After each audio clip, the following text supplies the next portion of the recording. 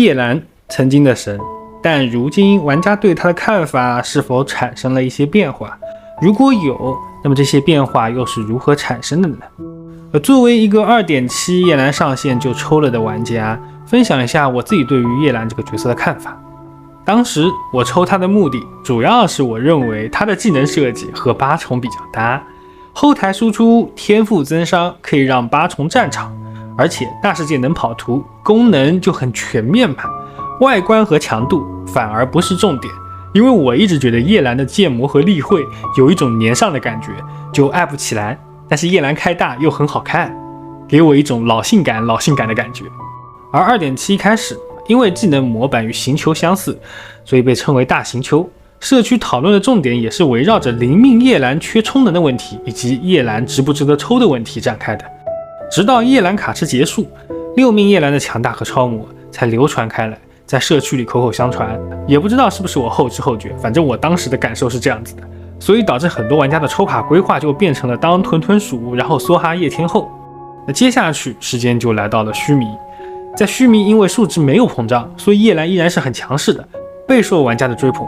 而我在叶蓝复刻的时候发布了一期关于未来如何绕开叶蓝的内容，提到了速切接力体系、前台不触发协同攻击等方式。但是你懂的，叶蓝复刻我拆台肯定是要挨骂的。当时评论区里我印象最深刻的是，如果一个角色他绕开了叶蓝，那不是叶蓝的不幸，而是他的不幸。但是当时其实我自己的使用体验就是，叶蓝虽然有增伤有伤害，但像草行酒这样的队伍里，叶蓝感觉还是行丘比较好用。15秒大招的持续时间，让灵命的叶蓝在开大后切队友的次数越多，就越达不到理论计算中的伤害。接着 4.0 叶蓝再次复刻，我再次说不要为了强度梭哈叶蓝，然后反对的声音说你深渊都打不满，你懂个屁。于是潮水啊，我已归来，闪耀时刻。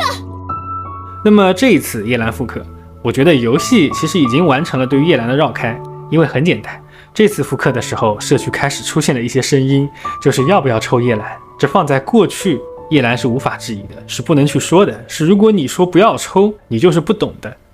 而这个时候呢，我反而认为叶蓝可以抽，因为当玩家对一个角色的强度或者数值祛魅以后，就更容易关注到这个角色本身的机制，抽卡的选择也更理性，而我喜欢这种理性的抽卡。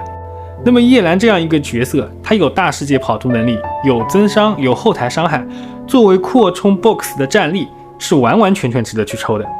当然这仅限于没有叶蓝的玩家，或者说想给叶蓝补1命和4命的玩家，因为这两个都是增加机制的命座，有功能性。那其余的为了追数值，我觉得性价比就比较小了。而且经历了枫丹的数值膨胀，经历了幻想真境巨狮的上线，接下去原神的抽卡思路其实应该从数值的高低转向通用性和技能设计，这样在我看来是更合理的。那其实我在后台也常常会收到一些私信，就是问我什么角色值得抽满命。当然你们都知道我是一个0命玩家，所以要说强度性价比我完全不懂，但是我往往会说一个朴素的观点，原神的满命都很强，我上手过灵人的满命，也用它毫无章法的满星了 3.7 最难的深渊。所以抽一个角色的满命，很多人认为是强度上的选择，但我其实认为这恰恰是XP的选择。选择一个自己喜欢的角色，然后抽满，这是最值得的。因为强度它是一个一直在，又或者说是永远变化的东西。一方面是你抽了满命，不管什么时候在游戏中都不会弱，因为深渊是锚定这个游戏难度的地方，它不会让一个输出角色满命都打不满。另一方面呢，游戏中最强的那个王座，它其实并不是永恒的，变化才是永恒的。而如果你为了强度去抽一个角色的满命，那最后你肯定会走下王座。就算现在的纳维莱特，如今的玩家还会相信他永远坐在高台之上吗？所以什么角色值得抽满？我的看法是找一个自己喜欢的输出角色，然后把它抽满，这可能是最合理的。好的，我是提瓦特地理，那么我们下期再见。